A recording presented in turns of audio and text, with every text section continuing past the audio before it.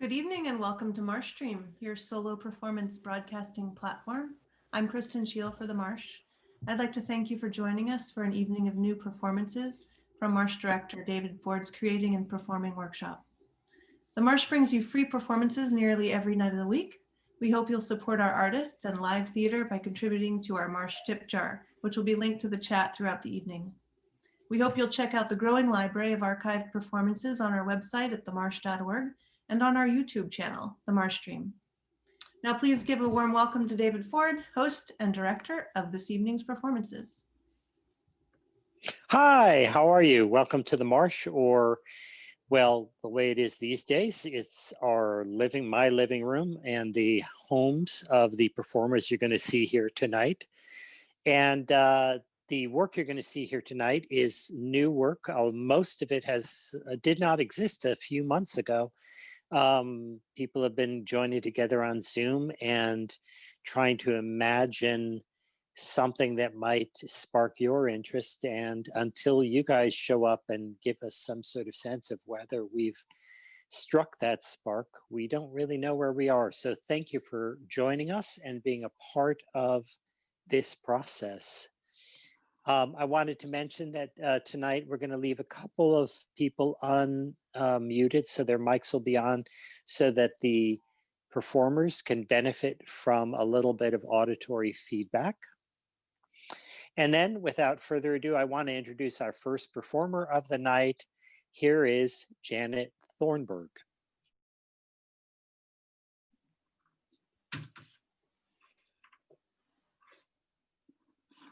Coffee. God, it's almost noon and I just got up. But so what? Who cares?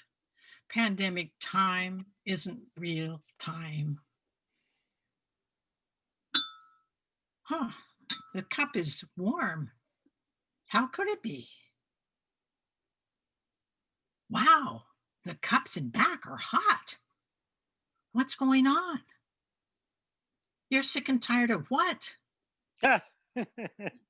Yeah, I use the cups in the front more often. All right, I always use them because they're in the front. I automatically put them there when I get them out of the dishwasher. No, I'm not playing favorites. How could I? You're all exactly the same.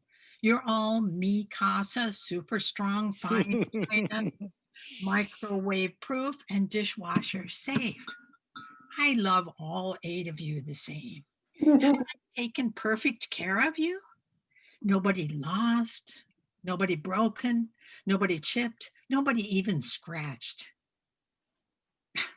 You're still mad. What is this? Fear of missing out? Believe me, you cups in the back haven't missed out on anything. There aren't any parties like before, just morning coffee. You still think the cups in front have it better. You know what this reminds me of? It reminds me of kids at Christmas time, opening their presents, but keeping one eye on what their brother or sister is opening to see if they get something better. My mother was so careful to keep everything fair at Christmas. She told me she even counted out all the M&Ms in the giant family pack so she could be sure to put exactly the same number into each one of our stockings. And I'm fair too. Yes, I am. If anything, you cups in the back have it better. Getting a long, quiet rest in a cozy cupboard. Dust? Whoa, I guess you haven't been out for a while. Not since New Year's. But come on, who wants to go to work anyway? All of you. Why? Yeah, I guess the cups in front do look a little livelier and more confident. They're definitely shinier, but that's just because they've been through the dishwasher more recently. I could send you through on the next load if you want me to.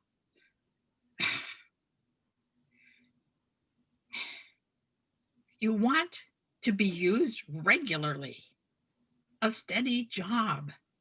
Are you sure this isn't a glamorous position? Just morning coffee, morning coffee, morning coffee. And after you're used, you'll have to sit on the counter next to sticky oatmeal bowls for 2, maybe 3 days until I get up enough energy to run the dishwasher. No kidding. You cops in front say it's a great job? Well, maybe it is kind of fun to go sit in front of the big window and look out into the top branches of the Monterey pine. Yeah. Swallows, sparrows, sometimes even ravens perch right outside the window. And if I scoot my chair forward, we can look down and see the sky reflected in the pond below. So, okay, maybe it is not such a bad job. If you're sure that's what you want, but how can I do it? I'll have to come up with a whole new system. All right, how about this? Before I empty the dishwasher, I move the unused cups to the front of the shelf. Then I'll place the newly washed cups at the back of the shelf. That way I can just come in the morning and pick up a cup from the front without worrying about it. If I forget, a pleasant reminder will be sufficient. No whining. All right. Is everybody satisfied with this plan? Good. I'm trying. I really am. And now I'm gonna get some coffee. Go sit down and drink it. Jan, you've been negotiating with inanimate objects, and the objects won. Well, they had some good points.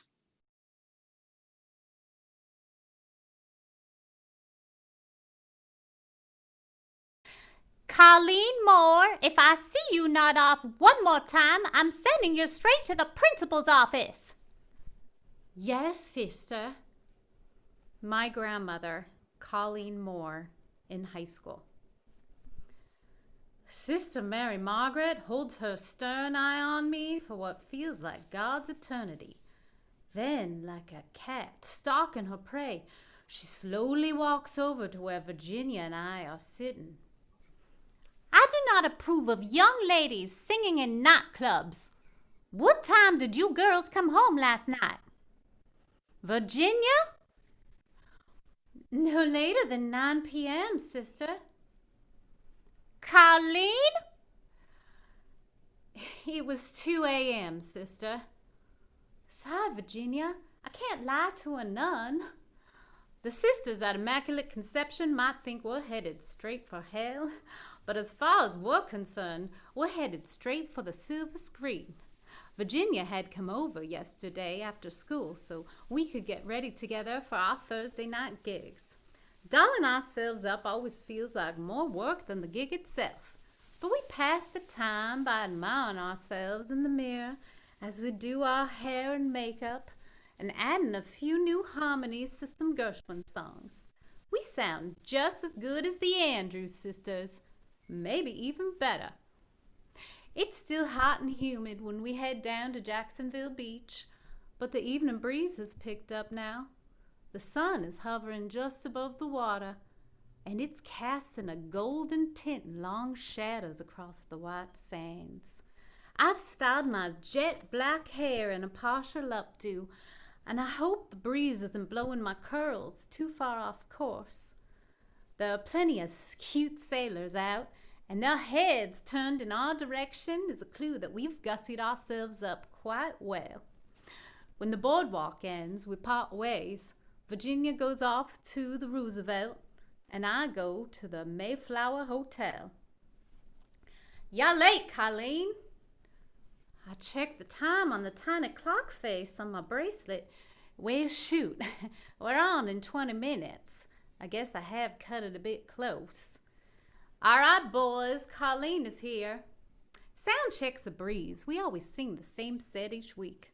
After we finish, I walk down to my VIP table, just down from the stage. "See, everything's fine. Who needs to be on time? I can't believe my luck. Free food and front row seats to the best band in town.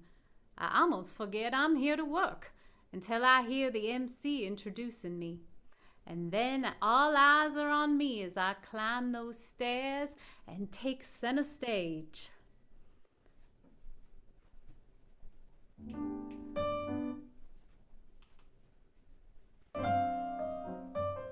Someday he'll come along, the man I love, and he'll be big and strong, the man I love. And when he comes my way, I'll do my best to make him stay. He'll look at me and smile, I'll understand, and in a little while he'll take my hand, and so all else above, I'm waiting for the man I love. Colleen Moore? Yes. Roscoe Yates, it's a pleasure to meet you. An older man with a long face and goofy ears is reaching out his hand to me.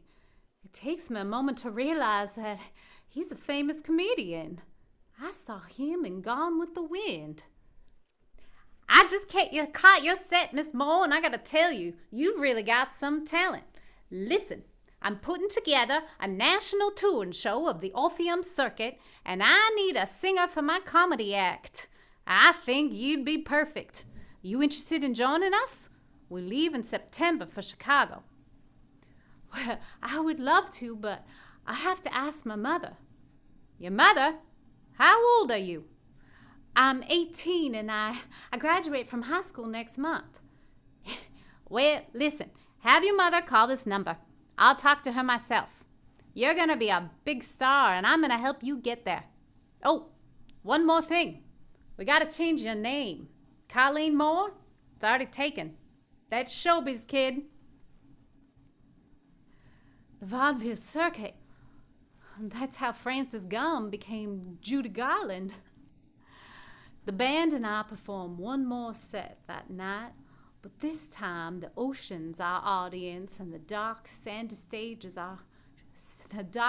shore is our stage. Makeshift drums appear from empty bottles and cans.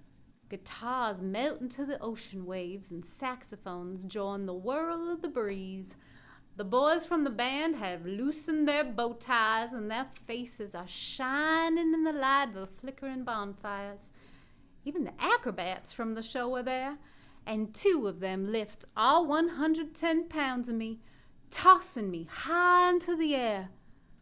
And I'm pretty sure I stay up there, weightless, that whole summer. I brought you something, Nana.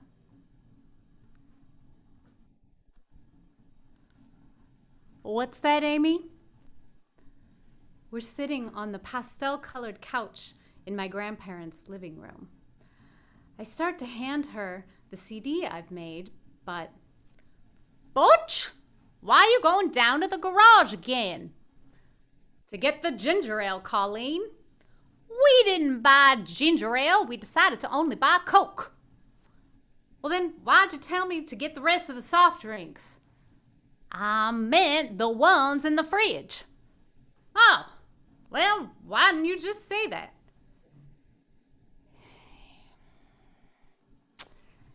I don't know what he thinks he's doing. So you said he had something for me. I hand her my CD. Oh, well, that's nice. What's it from? It's my first opera role in graduate school. I sang Carabino in The Marriage of Figaro. Well, I wouldn't know about that kind of music. I didn't go to music school like you. Have I offended her? The CD player we brought from home is sitting right in front of us. Now I kind of wish I hadn't brought it, but it's sitting there. Would you like to hear a song, Nana? Well, sure.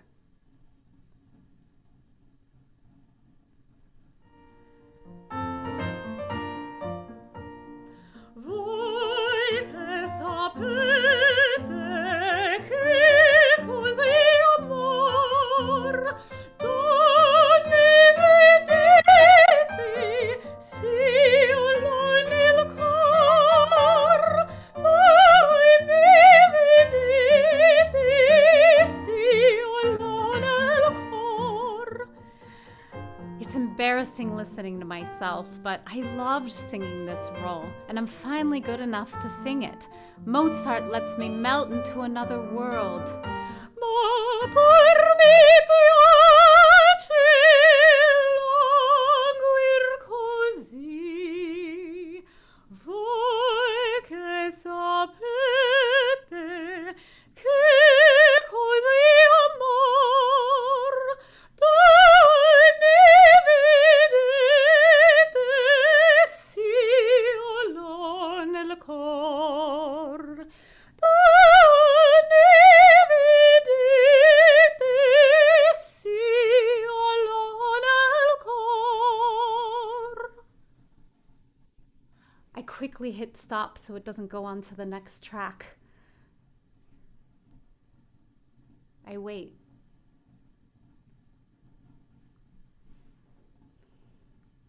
Well, I better put dinner in the oven so it's ready on time. My Nana stands up and walks out of the living room into the kitchen.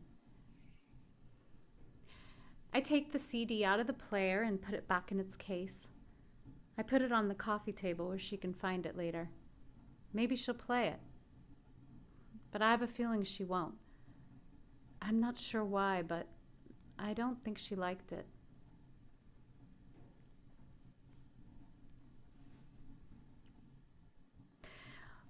Brett's been trying to flirt with me for weeks, and at first he just acts like a dumb boy.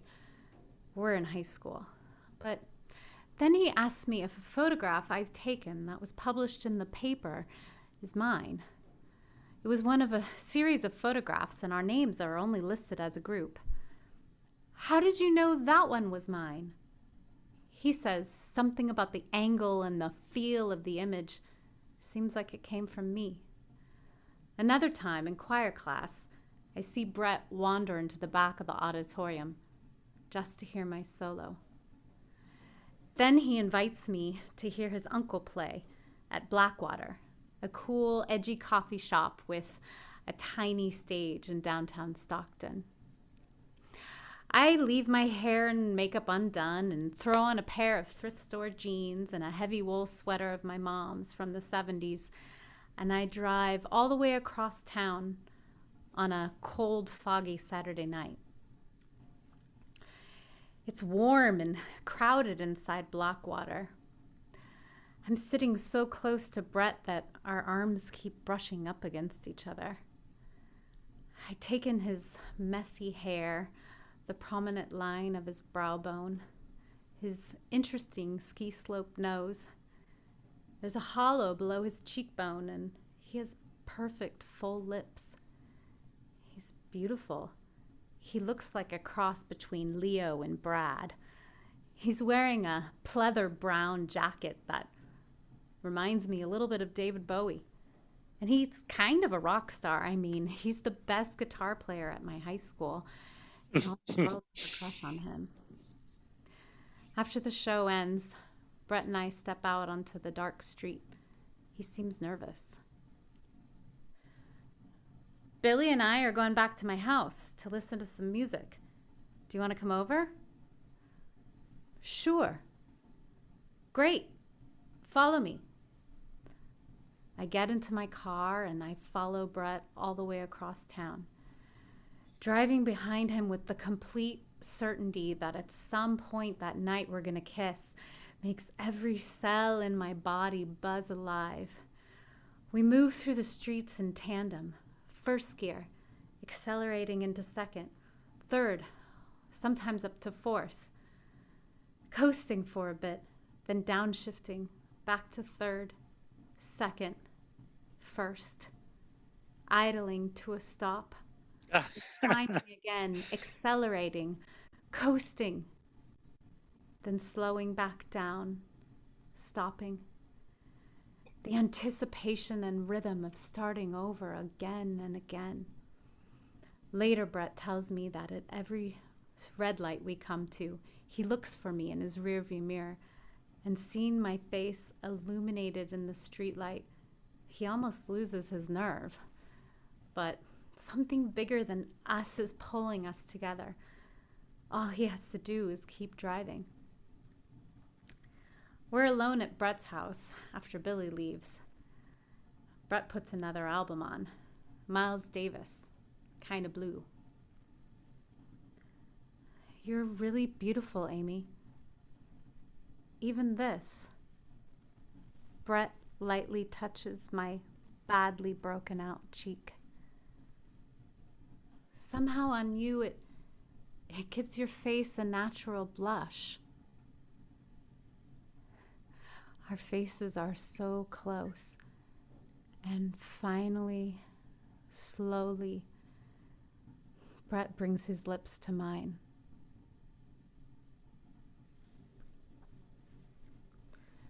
Colleen, you okay? No, I am not. That twin-engine plane was manufactured by the Otis Elevator Company, not Douglas. I need to lie down. Well, you only got 5 minutes. Find the tiny bathroom and I splash some cold water on my face. Good Lord, I'll just have to pray that this lipstick gives some color back to me. I'm struggling into my silk stockings and I'm still putting my dress on when I hear a knock on the door. Better hurry up, sister. The band's waiting. We're in St. Louis, Missouri for a USO show before we head off to Chicago. With the growing war in Europe, our armed services have increased by 6-fold this past year. In St. Louis, 10,000 young servicemen are corralled into the outdoor amphitheater.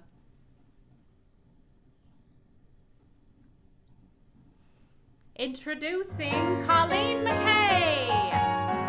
Say you're fond of fancy things, diamond clips and emerald rings. If you want your man to come through, give him the ooh la la.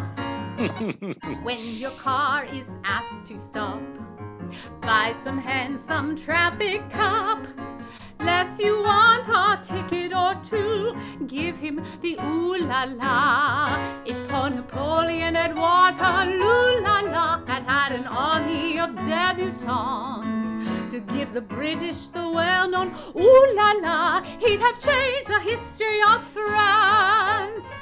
When your favorite Romeo grabs his hat and starts to go, don't reveal the fact you are blue.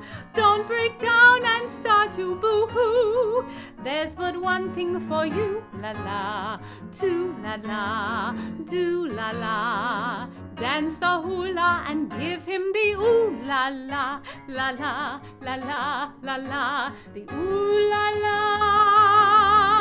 the ooh-la-la, the ooh-la-la, ooh-la-la, ooh-la-la-la, ooh-la-la.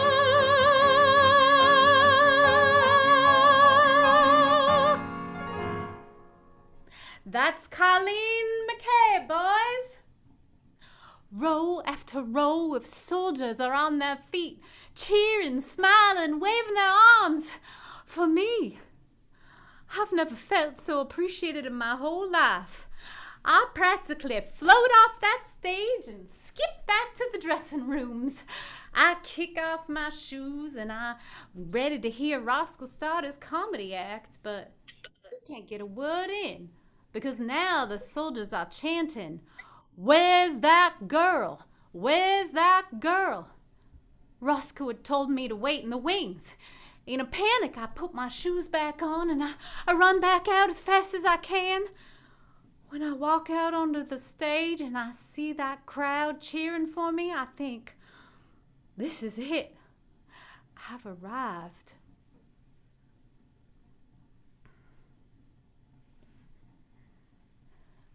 I'm nervous to see Brett at school on Monday, but he finds me at lunch and we walk across the street to eat, holding hands. We're late getting back, but Brett walks me to my locker. I've cut out a photo from a magazine and it's taped onto the inside door. Is that Mary Chapin Carpenter? In the photo, a young woman who kind of looks like me is wearing a white t-shirt and Levi's with a guitar strapped around her shoulders. She's standing on a stage that's endlessly tall and wide. The angled strata of the red rocks jut out to the left, and the crowd fills in the entirety of the rest of the image. When I look at this photo, I can imagine that it's me standing on that stage. We're really late getting back to class now, but Brett walks me all the way to mine, and he kisses me goodbye at the door. "Amy, so nice of you to join us." Gary, our choir conductor, is standing frozen, waiting for me. "I'm here." My solo is the first song of our Pops concert.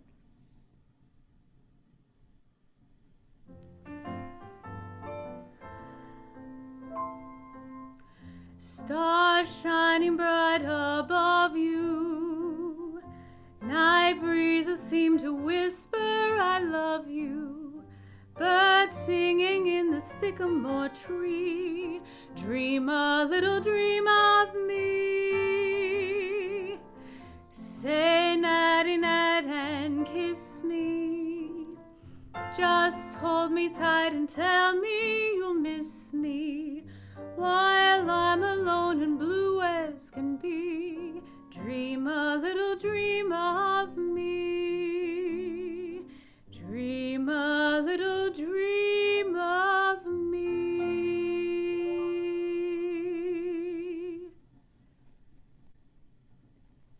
Gary stops me after class. "Have you decided where you're going to school next year?" "No, not yet." "Well, have you gotten all the letters back?" "Yeah." "And you got into all of them, I bet?" "All but 2. "Well, what's it gonna be then?" "I'm just not sure I want to go so far away." "Uh-oh. Is there a boy?" "Maybe." "Amy, listen. You probably don't remember this because you couldn't have been more than 5, 6 years old. But when your brother was in my boys' choir, your mom would bring you along and you'd sit in on some of the rehearsals. After a couple weeks, you were singing those songs and the harmony parts better than those boys twice your age. And you walked right up to me and said, 'I'm going to be in your choir one day.' And I said, 'You better be.'" I don't remember that. "Amy, you're one of the most talented students I've had in 25 years of teaching. Don't lose touch with that little girl who wanted to sing so badly and was damn good at it. There'll be other boys, trust me. But this is your time, your path. You've got to go down it. You're just at the beginning."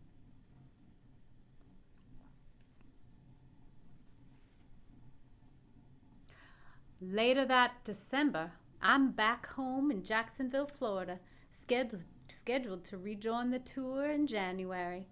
A young naval aviation cadet I knew earlier that summer has come by to ask me out to lunch. He's just been awarded his wings. He's young, blonde, and handsome, and more muscular than the other musicians I've dated, even though he can't carry a tune. I tease him that with his looks, he should be called Butch, not Ivor. The name sticks. Butch comes by and picks me up and drives us to a fancy lunch in St. Augustine. We're driving back home in the dark when Butch flips on the radio. We interrupt this program to bring you an important news bulletin.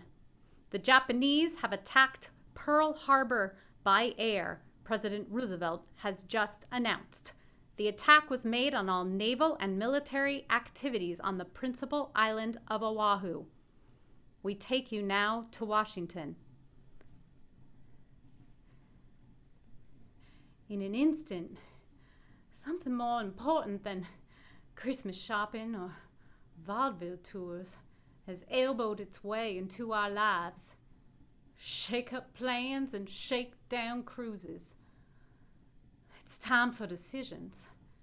Butch's future is already spelled out in front of him. I'll have to make mine.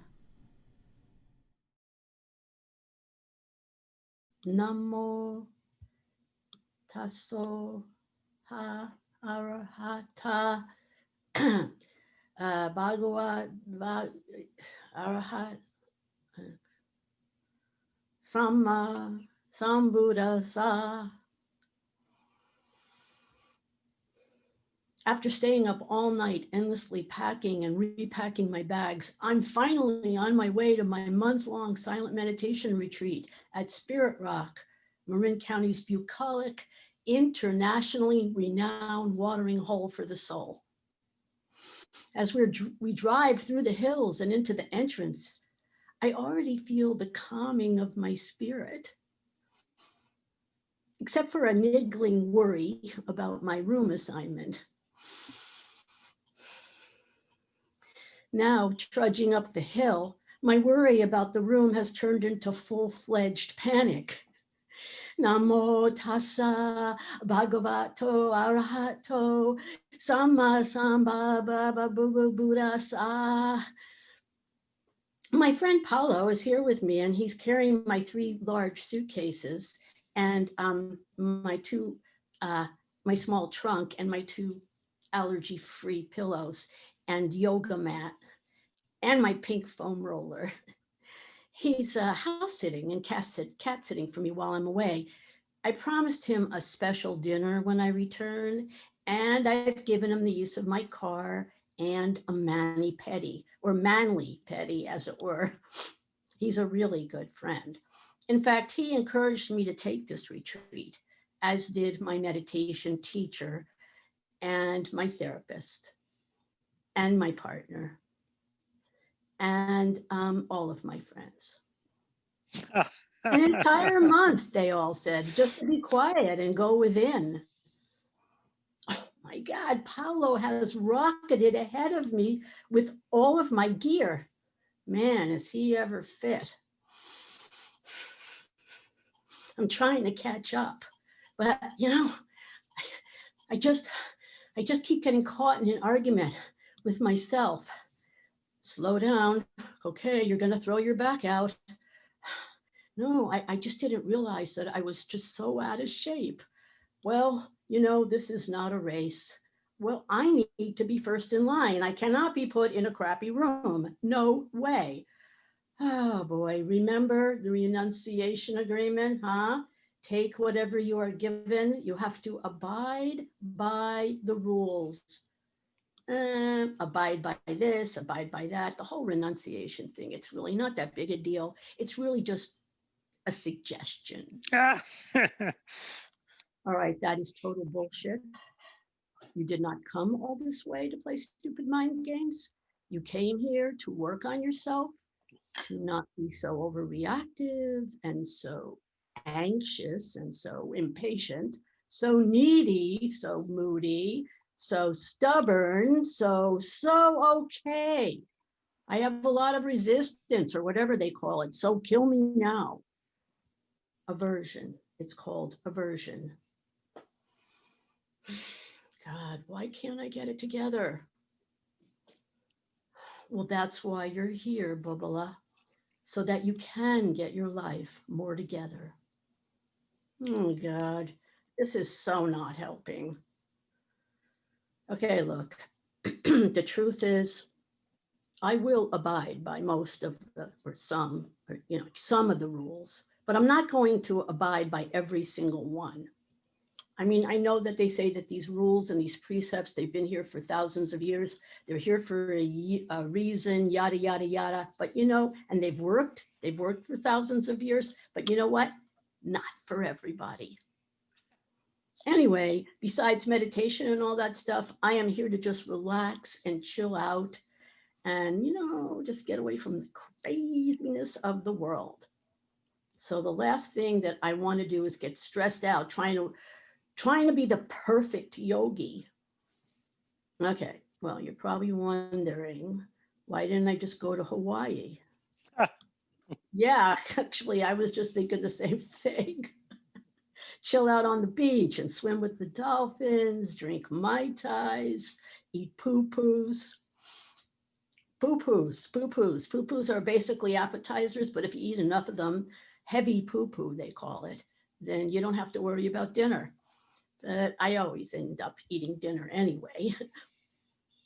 You're probably also wondering, what with all of my resistance and aversion, why did I come on a month-long silent meditation retreat? Okay, because I wanted the challenge. No, it's not. It's because I really need it.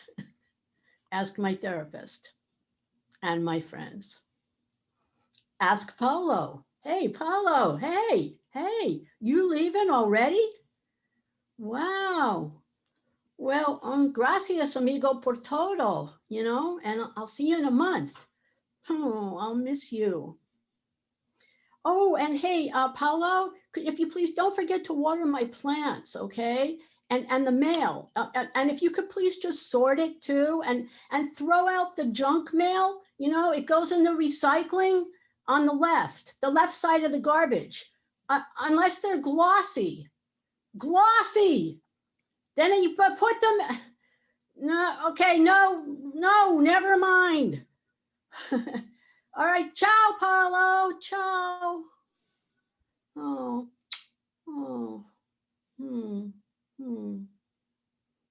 he's gone. Oh, fuck, my room. Oh, shit. Hello. Excuse me, is this where I get my room assignment? Okay, good. Hi there. Hey, look at me, first in line. Woohoo! Hi there, Maya? Hiya, Maya, how are you?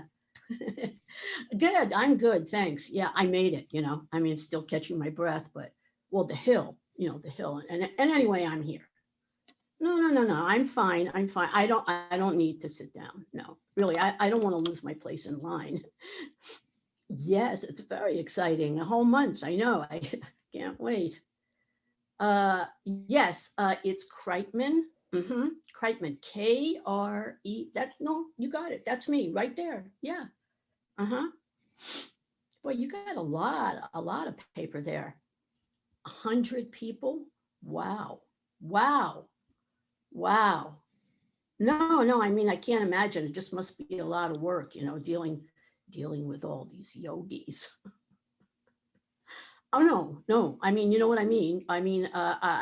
Your work and all that you do here. I want to thank you. I want to thank you for your service. You're not in the service or anything. It's just that, anyway, what do you got for me? Maya?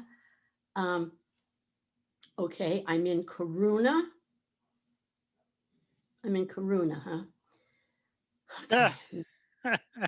No. Yeah, something's very wrong. I specifically requested on my application that I be put in mudita. No, I know, Karuna's a great dorm. Yes, good vibes and everything. FYI, Karuna means compassion. Maya, I was in the Karuna dorm last time I was here, but I specifically requested on my application to be put in mudita. Mudita means joy. Joy. No, I thought that mudita, Maya, I just thought that mudita might be more uplifting, but I know, it doesn't matter. It doesn't matter. Yes, they're all wonderful. I agree. But I do want to draw your attention, if I could, back to my application. I made it very clear on there that I snore, loudly, right? So no roommates, okay, yes, you see that too in my records? Right, okay. And that the room not be next to 142. No, I don't really recall where that is. Is that a quiet room? First floor. Well, first floor is good. Is it? And it's in the back. Okay, that's perfect. But it's a quiet room, Maya. Is it quiet? Nice view. Okay, that's amazing. Great. But it's quiet, right? I mean, it's a quiet room. It's quiet. Could I just take a quick peek at that dorm layout thingy you got there? Thanks. Appreciate that. Okay, let's see here. We've got room 138, 140, 142. Oh, God. No. Yes, yes, something is very wrong, Maya. I specifically requested that my room not be next to the stairwell. Yeah, on my application. Yes, well, I know I did because I was in a room with a stairwell, for a week-long retreat last time I was here last April. The one with Maddie, what's her name? It's like a pickle. Gherkin, right, Maddie Gherkin. Oh man, incredible Dharma talks, that one, incredible. Love and abiding in the time of extinction. Oh, it's just, yeah, it almost changed my life, almost. Maya, when I was in Karuna dorm last time, the yogis were clumping up and down the stairs all hours of the day and night. They were like a thunderous herd of bison, and it just nearly drove me berserk. And I didn't sleep a wink. So I am really sorry, but this is just unacceptable. Can you please change it? Are you serious? Really? Okay, look, is there some kind of head yogi manager person that I could talk to, maybe like a room guru or something, Yes, I know, I can see that. Yes, I see that people are waiting. Okay, so sorry for the wait. It's been a long day, hasn't it? Australia, oh, wow, well, really long day for you then. So they have Buddhism in Australia, do they? Well, of course they do. Of course they do. I mean, I'm Margery. Nice to meet you. Zane with a Y. Hey, I see that. Nice to meet you, Zane. Excuse me, just a sec. Okay, Maya. And hey, Zane, thanks a lot for your patience, mate. I'll be done in a sec. Okay. All righty then, Maya. Yes, of course, Maya. Yeah, I'd be happy. All right. No, hey, Maya, I get it. I'd be happy to step aside and wait for the manager. Okay. Yeah.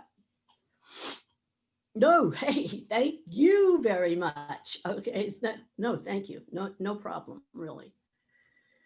Okie dokie. You know what? I'm just going to be here studying the daily schedule. You got to be in it to win it, as they say. Right? Huh? Oh, no, it's not a contest. Of course, it's not a contest. No, I understand that. You idiot. Let it go, Margery. Let it go. All righty. Here we go. Let's see. Let's get down to business. 5 a.m. is the first meditation of the day. Okay, that's optional. I mean, as I see it, they're all optional. But for me, 5 a.m. ain't going to happen. Okay, let's see. 6 a.m. to 6:45 is breakfast, which is eating meditation, or mindful eating, which is basically the same thing. mindful chewing, tasting, and swallowing, followed by more chewing, tasting, and swallowing. And then we have a break till 8:30 a.m. Yay. And then a guided meditation. Yay. And then a Dharma talk at 9:30. Yeah, okay. Depends on who's leading it. But 10:30 is yoga class. Oh, that I really do like, especially if it's led by that beautiful goddess that taught it last time I was here. She, well, anyway, I'll tell you about that later. And 11:30 is walking meditation, or self-explanatory. 12:30 eating meditation, or lunch, as it's sometimes called. And okay, so 1:15 is my yogi work job, which is dishwashing, which, believe you me, is much better than some of the other yogi work jobs they have here, like cleaning the gender neutral toilets, showers and toilets, yuck. And 2 o'clock is free time, and I will probably shower then. Or, you know, I might go down to the path down. It's like about a quarter of a mile to the edge of the property, which is the only place to get cellular service. So then I can call Paolo and see how Elliot is doing. I know, it's against the rules, no cell phones ever. But hey, come on, he's my cat. Oh, well, yes, Henry, hello. Yes, I heard that's your name, right? You must be the manager. It's very nice to meet you, Henry. Nice to meet you. Namaste. Namaste.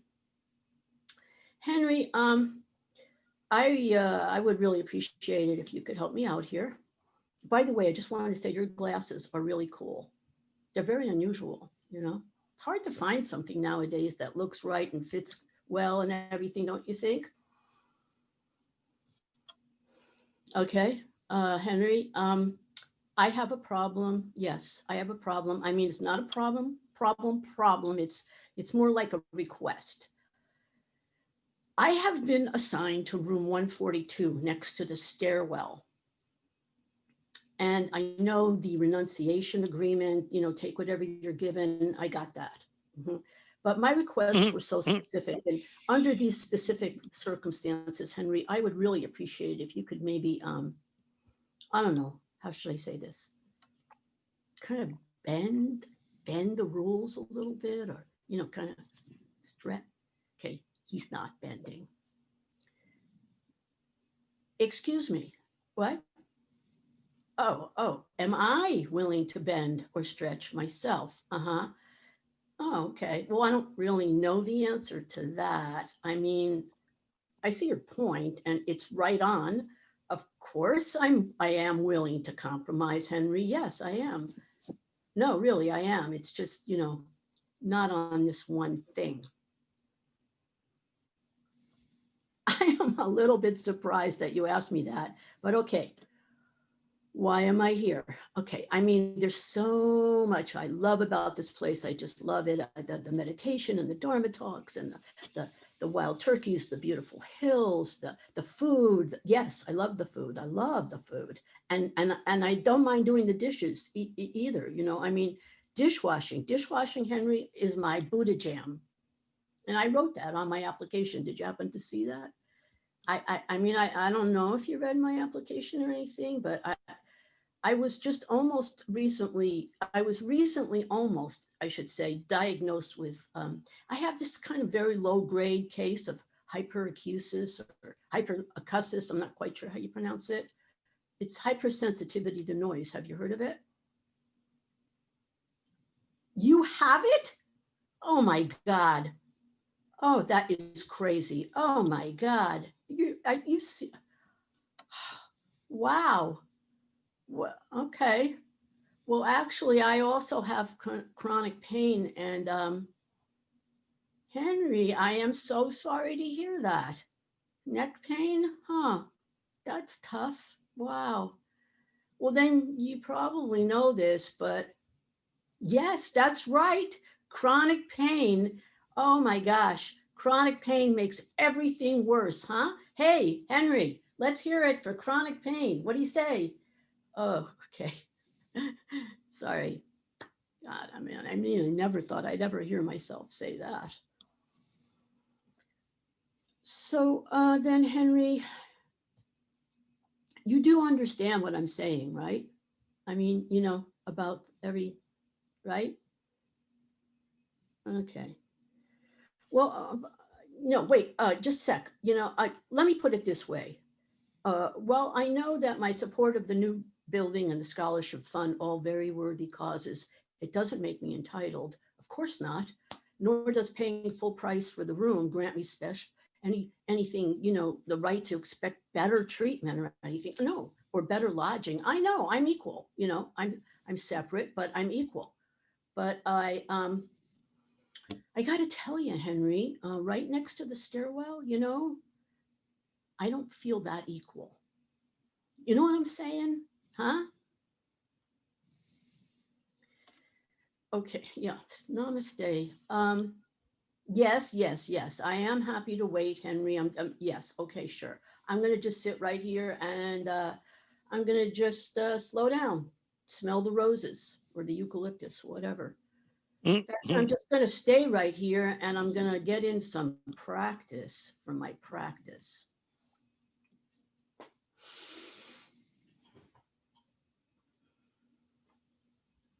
God, is he gonna help me? Did I mess up? Maya is laughing. They're looking at the computer.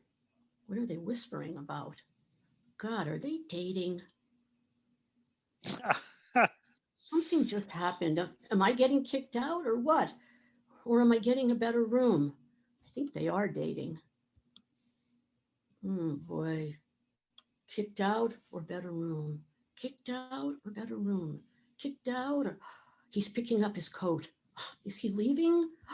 Oh God, should I just go grab him? Oh, don't leave, Henry, damn it. I need your help. Oh, hey, hello, Maya. Hello, Henry. Oh, hi, how you doing? Okay, any updates? How are things going with the room? I mean, oh, yeah. No, you guys go ahead. Sure, you just do whatever it is you're doing. And okay, right, sure. You just go have your chat and I'll just be right here waiting for you. Yeah, okay, sure. Definitely gonna be patient. Definitely, I got it. Okay, and right, I know you are. Okay, thank you.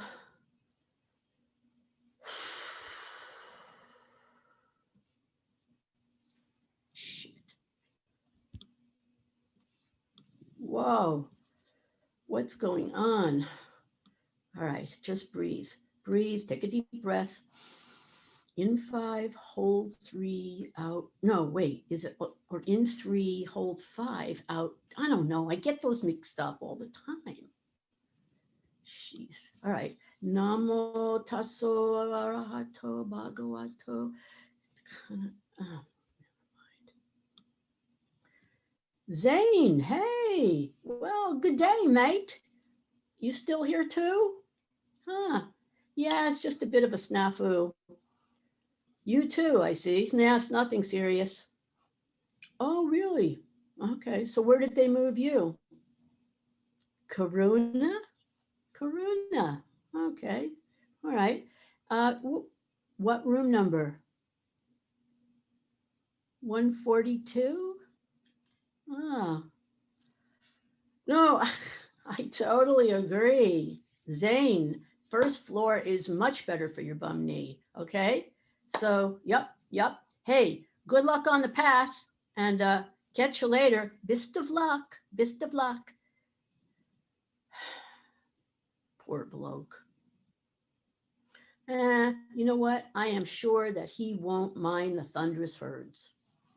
You know, the outback and all. The roos, you know, the roos and the Jangos and the Jingos or whatever they're called. The bingos. I don't know. The dingoes. There you go. Henry, hey, yay. It's so great to see you. Yes, I am happy to follow. Okay, here I come. Sure, sure. But you know what, if you don't mind, Henry, just have these 3 suitcases here and my small trunk and my 2 pillows. Hey, wait up, wait up. Okay, just relax, just relax. Yeah, but what if we're getting booted? Okay, just calm down. I know, but maybe I was an asshole, or maybe you weren't. Oh no, I'm sure I was. I'm sure I was. God, I'm just such an idiot. What? No, I didn't say anything, Henry. No, I'm right behind you. Where are we going? God, I hope I'm not in any trouble. We're here? Henry, this is it? Mudita?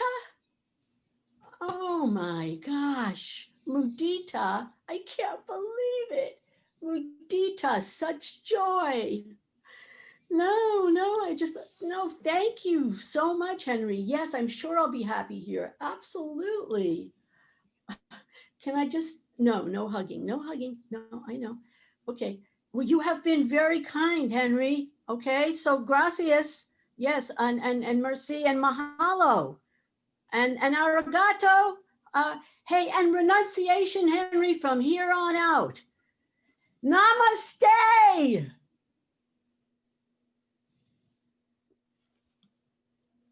Okay.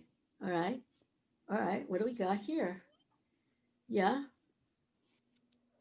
Standard fare room, size of a large walk-in closet, mattress on a board, and a tiny sink. And it's facing a giant old oak tree, so it's kind of dark. Yeah, it's not perfect, but at least I haven't been kicked out. And you know,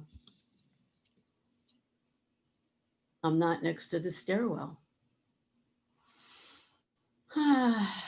Maybe I can love it. Yeah, maybe I can. Maybe I can even love this giant old oak tree here. Yes, I can. Yes, I can. I'm gonna be all right. I can do this. I just need to go with the flow and keep breathing. Wow. Wow. I feel psyched. I really do. Or maybe, you know, I'm gonna rise at 5 a.m. for the first meditation.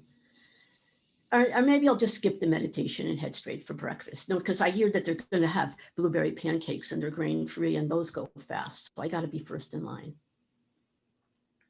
Or maybe I don't.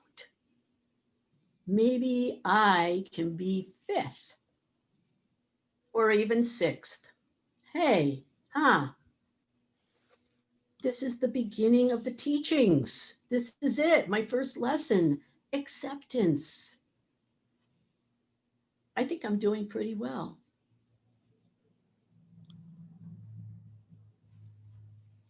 Oh my God. What is that? What is that? Do you hear that?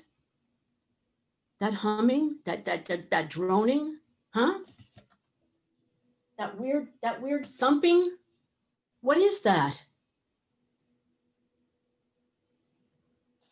I'm next to the laundry? Fuck!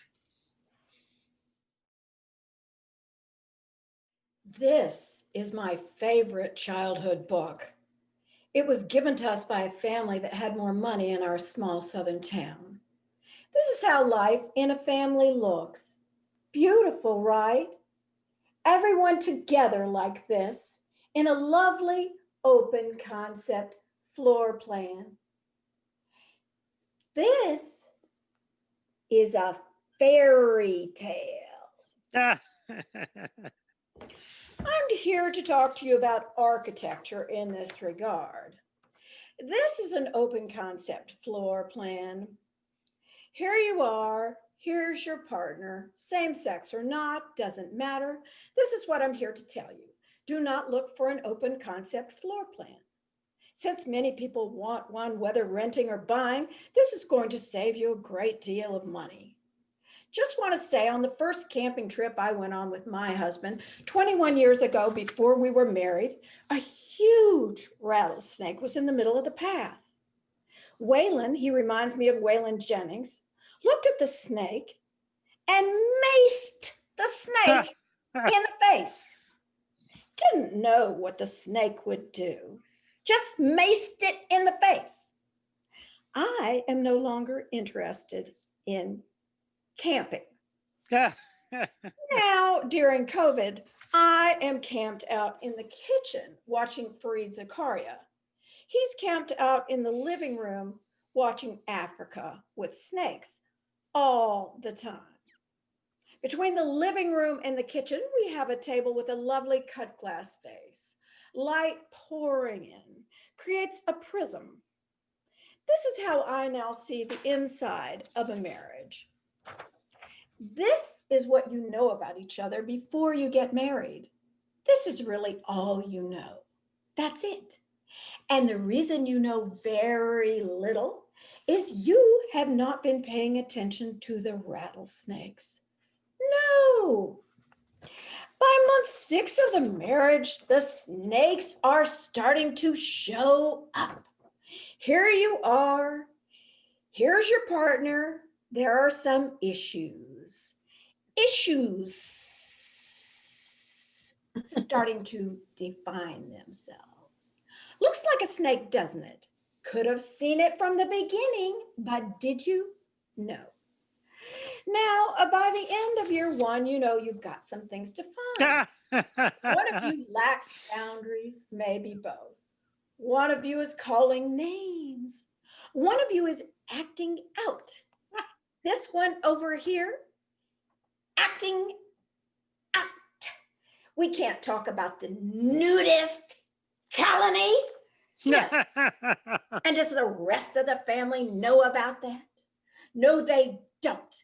Makes you look like a troublemaker, which that therapist told you were, a troublemaker.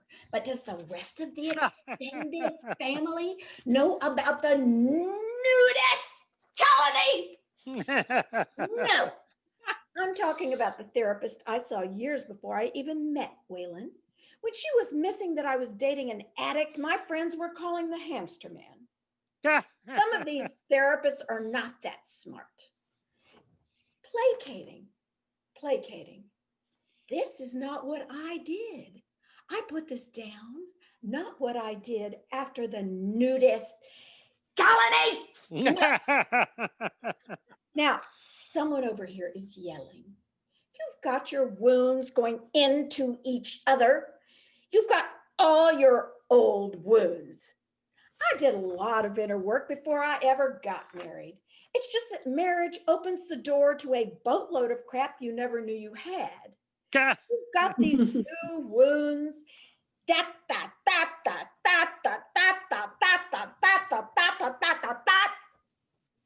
Now you're both the walking wounded.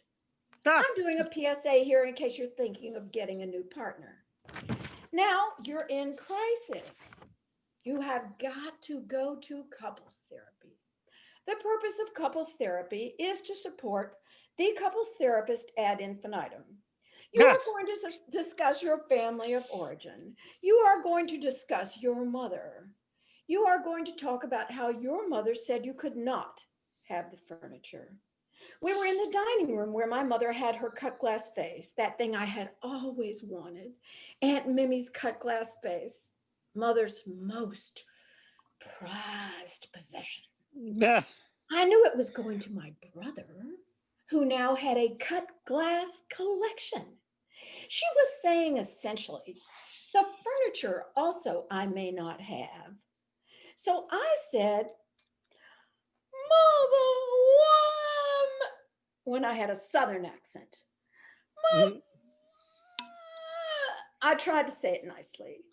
Mama, why may I not have the furniture? Big holes, you had sex before you were married. Good point.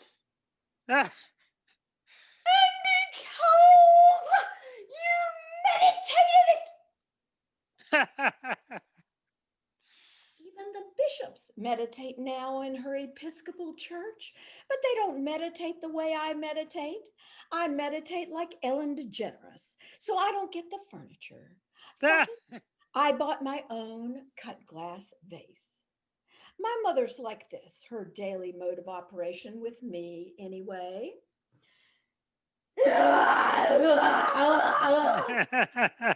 She was in pain, I've come to realize. I had this horrible, horrible doll to illustrate the point.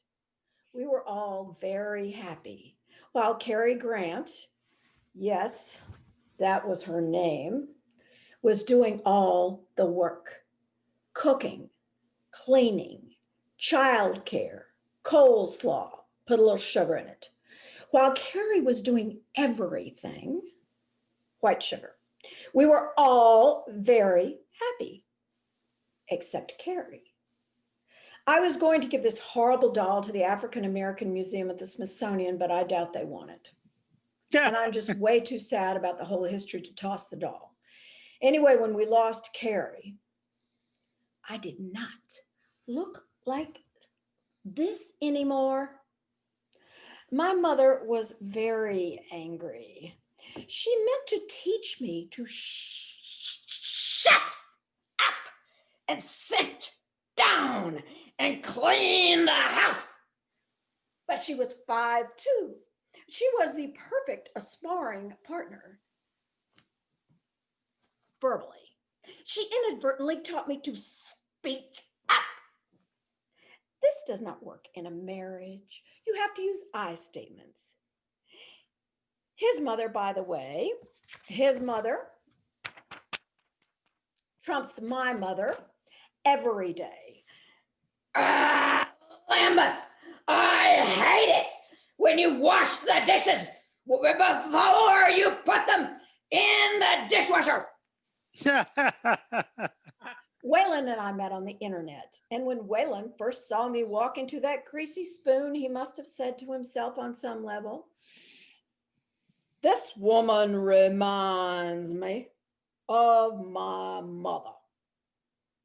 He doesn't have a Southern accent, never mind. He still hasn't figured that out. He thinks it was my smile.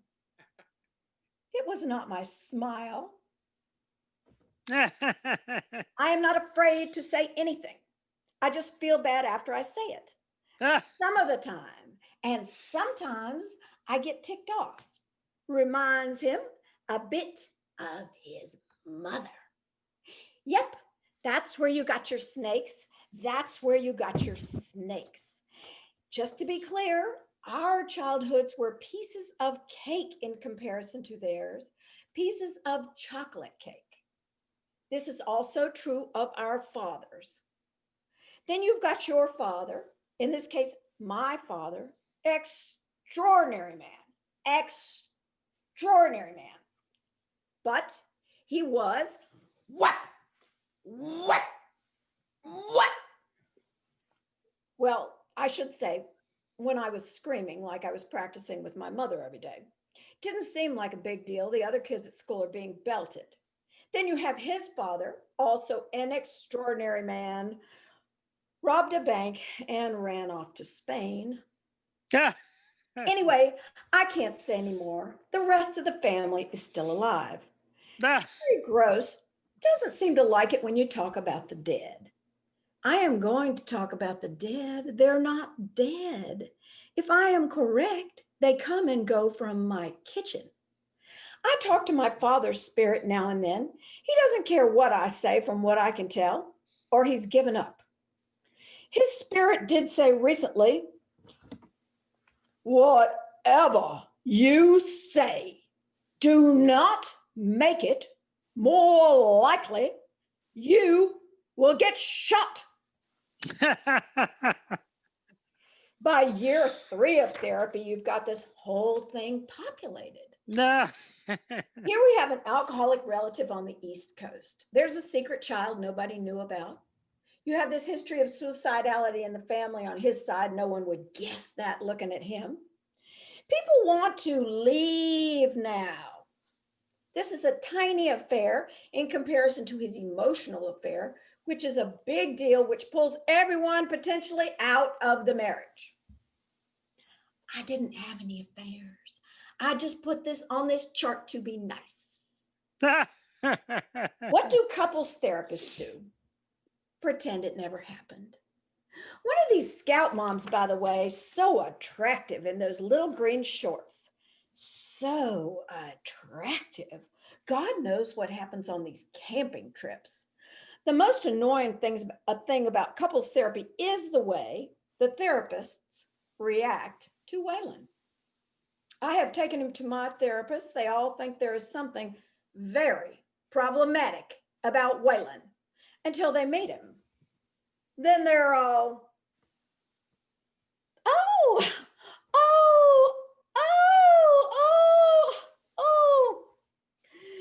Even the men. My mother was the same way. Hello, how are you, dear? May I speak to Waylon? This is year 10 of the marriage. Mm-hmm. The vagina is drying up. We have estrogen creams, which can give you cancer, according to the box in the middle of the ads. The ex-wife is texting him Father's Day, Christmas, Easter, thanking him for being the lovely human being he is. The stepchildren now have guns. Lots of guns. And can you think of anyone better to shoot than a stepmother? By this time, you've figured out a few things if you're lucky. For example, I statements. You have to use I statements. Our favorite is I fuck you. Family agreements. You have to talk about the assault rifles that everyone in the family knew one of the extended family members had, except you. There are never any agreements over here. I'm just saying you're supposed to have some. And last but not least, they tell me you're supposed to lead with vulnerability. Just so you understand the inner work I did do before I got married. For 7 years during the 1970s, for 7 years, I was running around a huge remodeled barn in upstate New York, yelling, I hate you, I hate you, I hate you. Fuck you! Fuck you! Fuck you! So I was liberating my anger. This is bioenergetics, Alexander Lowen and John Parakas, cutting edge stuff. I think it was before Primal Scream. I went from months at a silent, sometimes chanting ashram to fuck you in a heartbeat. And I highly recommend you skip the damned ashram. I want to give you a snapshot of my younger self, because this version of me you are seeing this evening is a dramatic improvement. Yes, it is. During the 3rd year of that intensive inner work, I was living in New York City. I saw Rocky 27 times. I think it was the 26th time that I looked over, and the guy over there was masturbating, looking at me like that.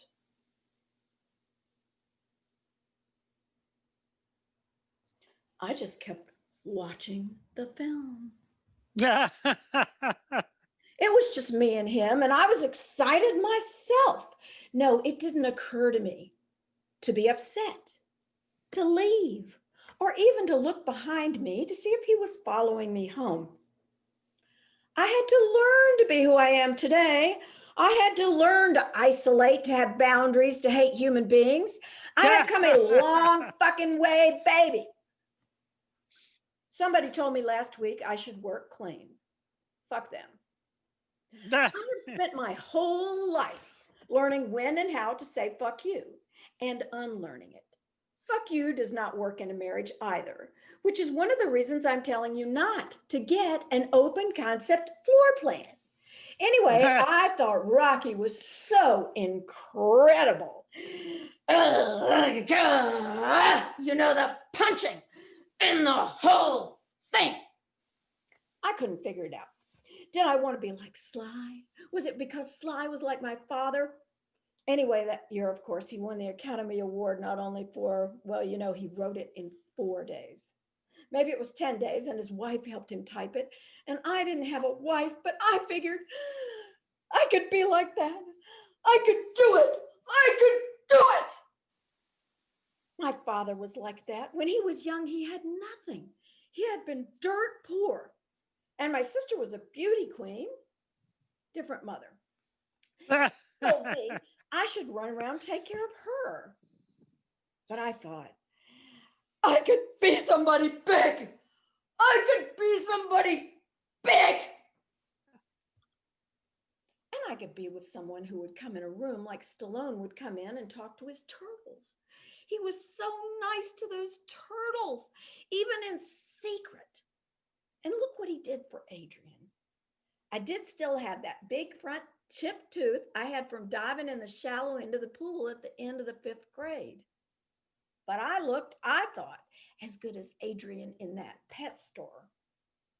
But then my roommate was at home and she kept wanting me to come home early every night, and she'd been mugged twice, so she was really needy. She was scared, and I was not tracking danger. The only danger I knew about was poisonous snakes, and they don't have those in New York. The truth is, I wasn't even tracking poisonous snakes. Anyway, she was pretty scared. We were both pretty big, and she had made this food art, which she had everywhere, and she had put it out, and the rats had eaten it up at the Center for the Lower Self, where we had met, where we were working on our emotional lives, where absolutely nobody, including her, knew I had a thing for Stallone. Every other weekend, we're running around the barn going, I hate you, I hate you, I hate you, fuck you, fuck you, fuck you. Use your arms. You're supposed to use your arms. So I'm liberating my anger. I am getting better all the time. I have so much energy. I can do, I can do, I can do. So I got a job in film because I decided Rocky was so helpful to everyone. It was so helpful to everyone. Everyone could see that a person could become someone. And Stallone had gone from nothing. He had gone from Hell's Kitchen in New York, the poorest of the poor in New York. And look at him now. He won the Academy Award for Best Picture. And he was wearing his high heels and everything, but you couldn't see that on the stage. So I got a job collating papers with one of the best documentary film houses in New York.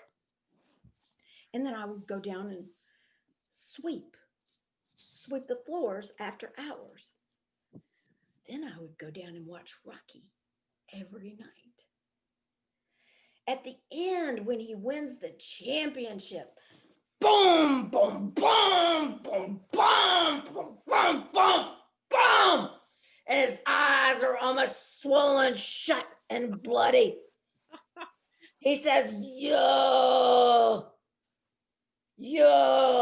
Adrian, where's your hat?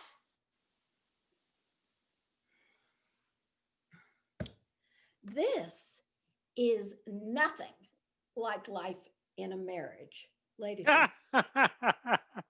This is not. This is fictional work. Boy, do I miss that girl who thought partnership and marriage were going to be like that. Oh man, do I miss her.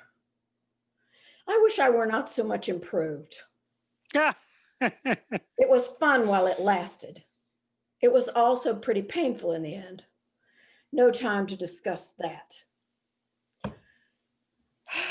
Back to coupleship and marriage in real life with a real man, without all of what my shrink, Dr. Brock, finally called magical thinking.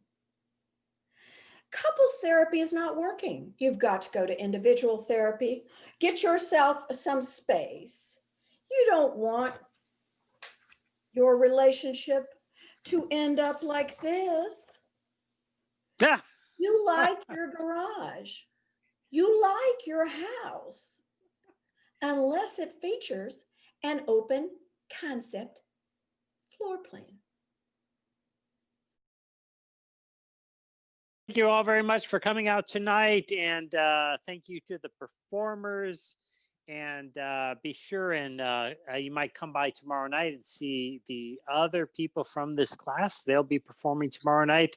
And of course, every night here at the Marsh Stream, we have exciting shows almost 7 days a week. So check it out. Good night. Thank you.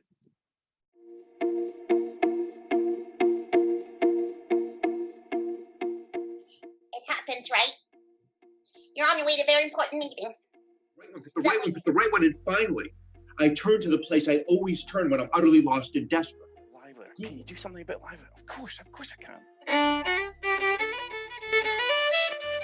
We need to talk to you right now. We just need a momento. You can do your homework later. I composed this song in prison. It sounds. Walking down the street, going to the theater. I mean, I had many breakfasts at Venus, and then I read a little excerpt from it right now. Excerpt. I love that word. Excerpt. And she would call me like from self-help home. She'd go, "They have their Sabbath on Fridays. Did you know that?" 2, 3, 4. And up. Your ability to be online, pre-check how you look on camera, and also check for glasses. You see how much glare is on that? Know that we are one. It sounds like hell, if you know what I mean. But for some reason, we call it living the dream. Okay, 069, and I don't want any of your smart aleck sex talk that I usually get when I get 069.